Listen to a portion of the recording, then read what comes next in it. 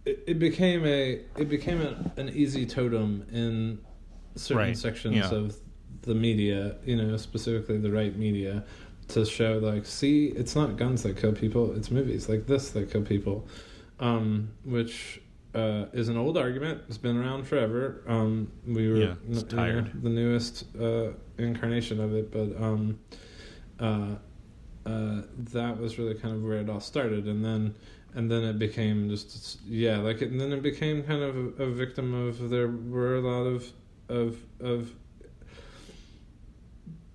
there started to be people that were kind of there started to be people both kind of like reaching out over different mediums, calling Universal's hotline and stuff, the personalities that like nobody liked, hearing how upset and what was kind of being said, and it was like, well, this is no longer appropriate that we do this at the moment, Those were the executives at Universal? Yeah, and me. Mm-hmm. I mean, there was a level at which it was like, okay, I guess that we've crossed the line.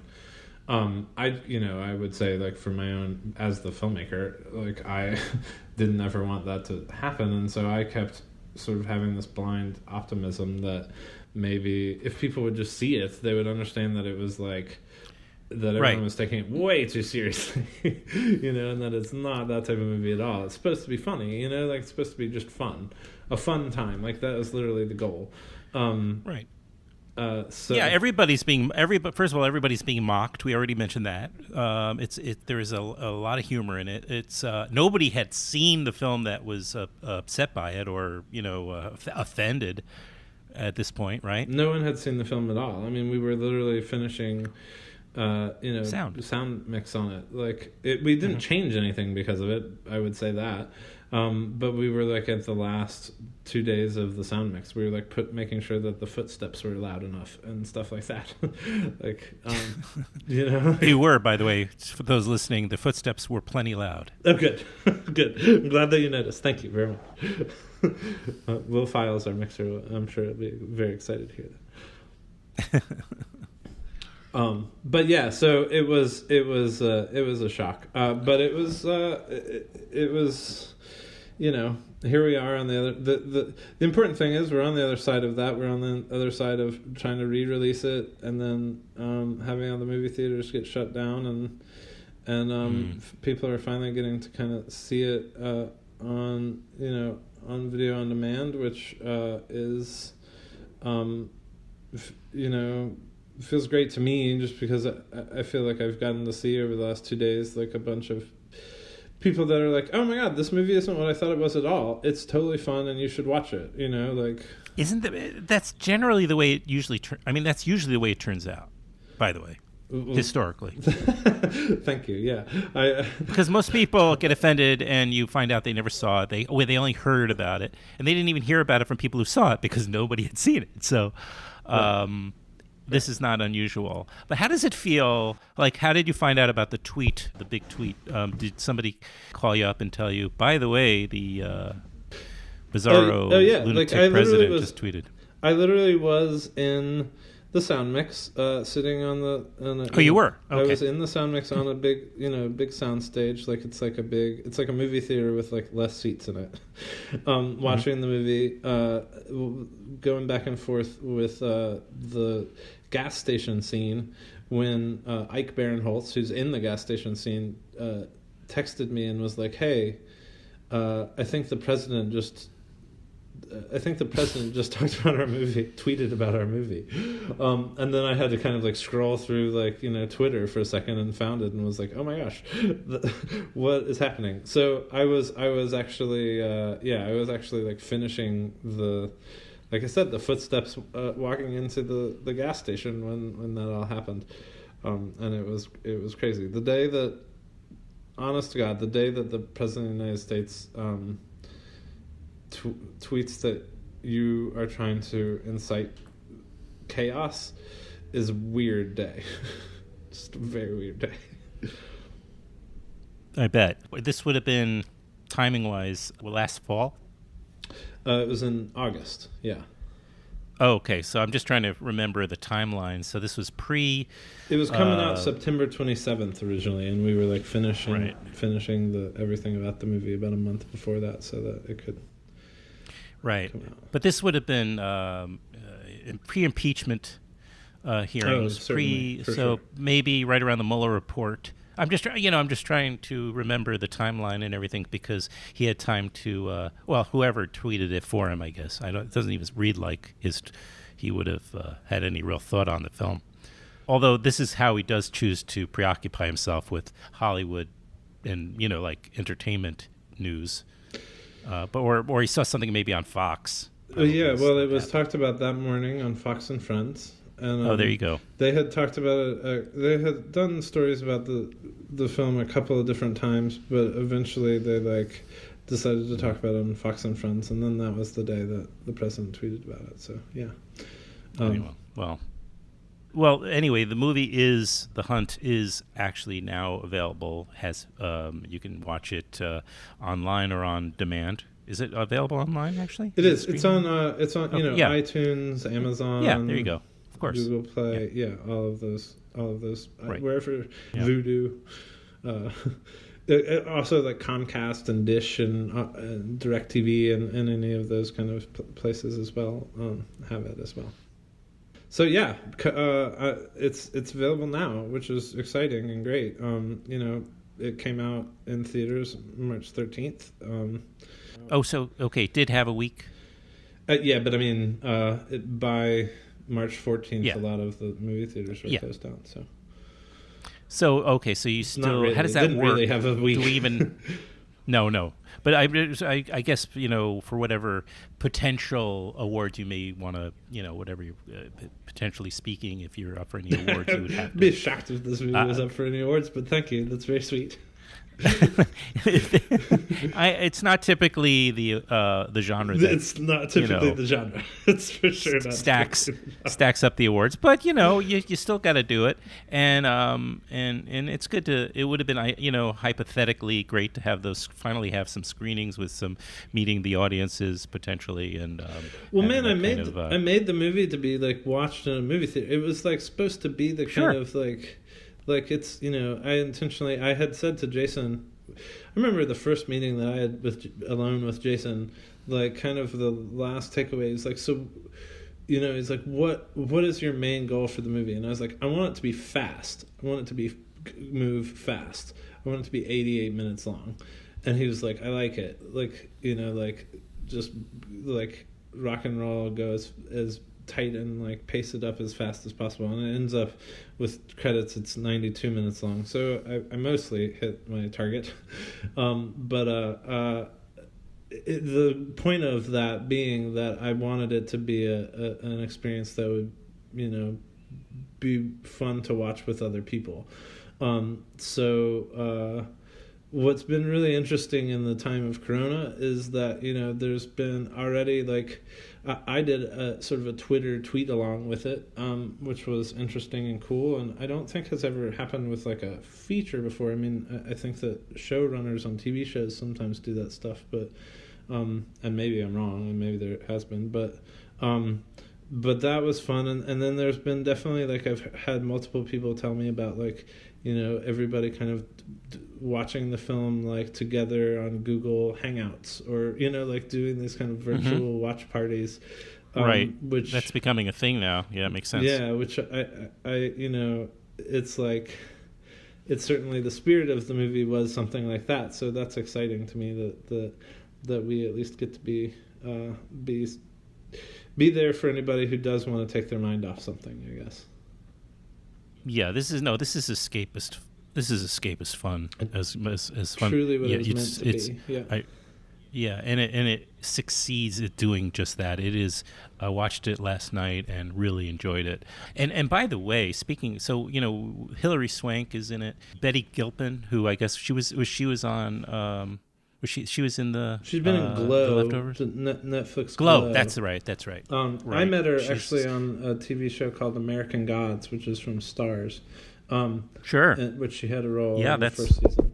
Okay. But I just found her to be so fun and funny that I was like, one day there will be a role that will make sense, and Betty, is a movie star.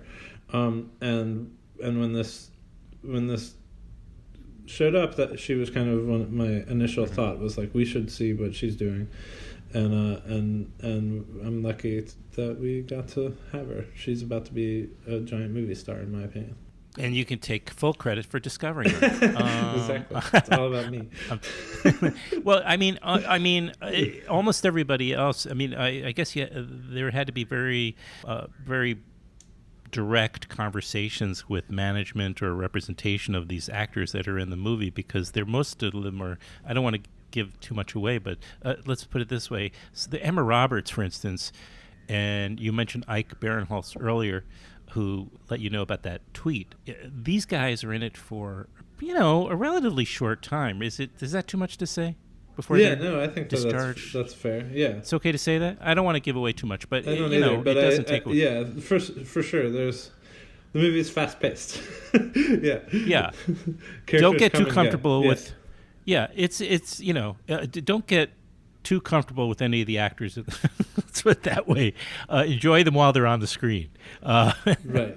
And you have some great character actors in there too. I always love when Reed Birney shows up in anything. Yeah, big Reed Birney fan. I had met him a couple of years ago for another project that just the schedule and timing and things didn't work out, and when I read this, he was like, definitely, I was like, oh, we should see what Reed's up to, because I'm a big Reed Birney fan too. And what's interesting is Reed and Betty had actually done a 2-person play in New York a couple of years earlier. Oh. I didn't know that until I cast both of them, and they're like, oh yeah, we know each other. Yeah, for sure. It's like, oh my God. That's funny. Yeah. He does a lot of theater, right? Bernie. Yeah. I've been wanting to get him on. He's like, there are certain actors that I just, like, I see them in, certain projects, and I have to talk to them, like, or I get very single-minded about trying to get them on. So it's been for me, like, he's one of those guys I've been wanting to get on the podcast to talk to. Oh, well. So eventually I have to. He's filled with stories. I'm sure he would be great on this podcast. You should do that. Yeah, I'm going to try to. I should get his, management's number. I guess also, Hilary. This is a great role for her. She is. Again, I'm trying to be very careful, but the final portion of the film requires a lot of choreography, shall we say? Right. And I think it's kind of out there. There's a giant fight scene at the end of the movie. Okay, there you go. It's giant. It's Tarantino level thank you. fighting scene. No, I'm serious. I'm like, there was only a handful of people who could pull that off. And I think there's a very funny moment. Again, let me know if anything I say should be excised, but there's a very funny moment where during this fight scene, they go through a couple of glass windows, let's put it that way, or at least one, and so they're outside all of a sudden, and they're coming back into the house to continue the fight, and they're about to go through the door. And here's a great case of the humor we're talking about, where one of the characters says, not through glass again, and they just open the door. No more glass. No more glass. No more glass. No more glass. Yeah, it's like it's almost like they have there's such a mutual respect for each other that they're willing to give each other that. Exactly. Betty and Hilary, or Crystal and Athena. Yeah. And that is the kind of.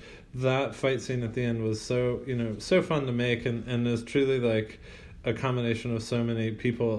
That particular line was definitely something that was, I want to say that improvised.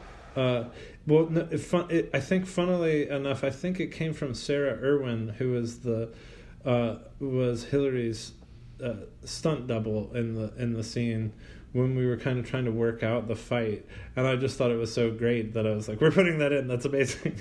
But I'm gonna give credit to Sarah Irwin on that one, actually, who is Hilary's double. Because and that was like really what we were trying to do. That fight was, we shot it over 5 days, and it was quite a big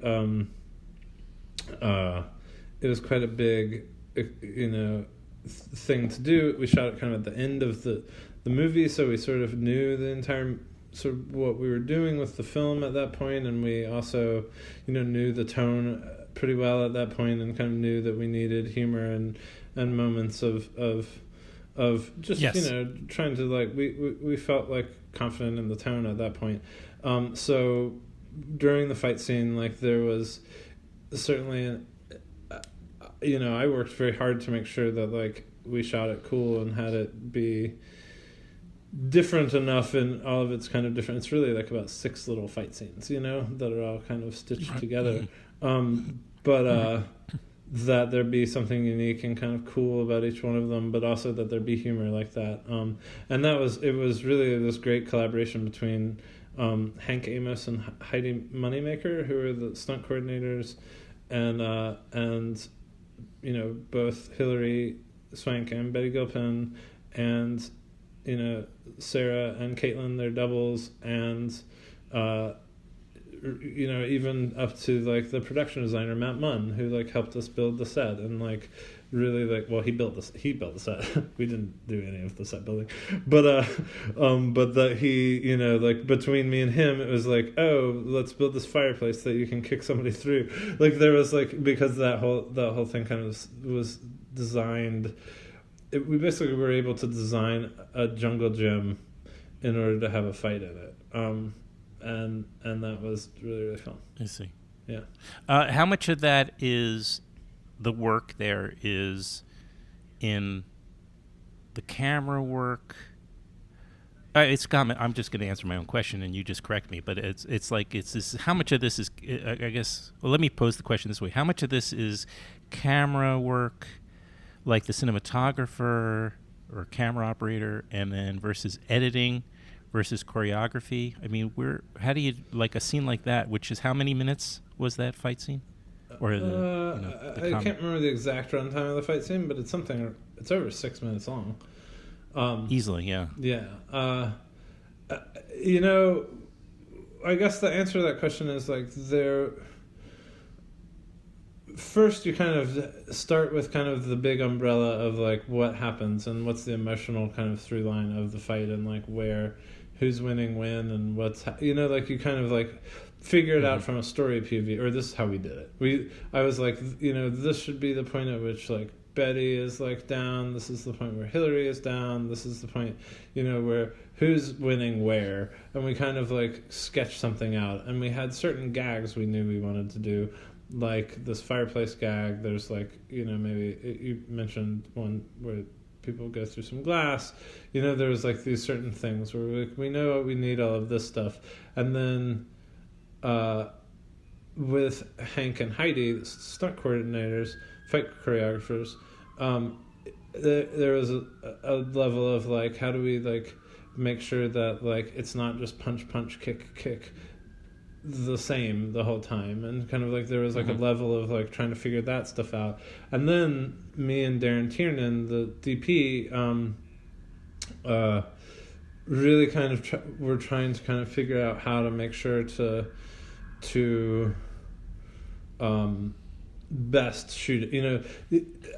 A lot of fight. I've watched some amazing stunt work that is shot poorly in different things, that when shot pedestrianly doesn't show off how amazing and athletic some of the stunts are, And so I was well, are you talking about in movies that have a real big budget, or are you talking about B movie types, or more of that though? Actually, the thing is there's a certain, to me, this might be a controversial opinion, but to me there's a certain level at a certain type of big budget movie, not all the time, but that a reliance on special effects, meaning computer graphics, for certain types of fight scenes, also creates a reliance on pre-visualization, basically they make kind of an animation, a really crude animation of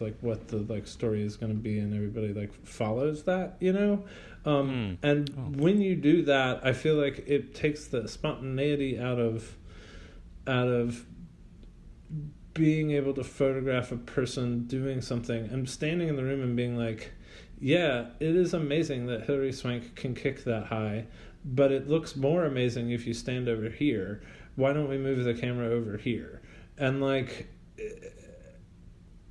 we got really technical about the whole thing, and it was quite fun. Like, I felt like I learned a ton, but also like I had wanted to do this. Like I had wanted to like try to like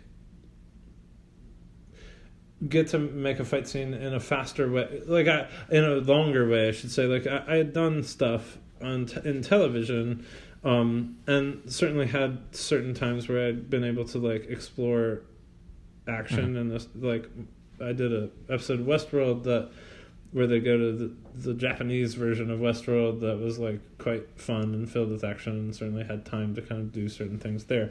But a lot of times you're sort of stuck with the limitations of how long it takes to make a television show versus how long it takes to make a movie, which is just that it's just less time, and you have to kind of like go faster, you know. So this was an exciting thing to do, in that for me, as just a technical exercise, in that it was fun to like really get to craft a fight scene and be like, okay, conceptually it's filled with some fun ideas. Now how do we execute them in a way that like keeps it feeling cool? Yeah, so I loved that portion of making the movie. It's one of my favorite parts. Well, it sounds like when you're in a position where you're learning a lot, you really like that. Yeah, does it? I mean, you know, most people do, imagine. I mean, it sounds like, you know, where there's new challenges and new things to learn, it's like a real, you know, gift for a filmmaker.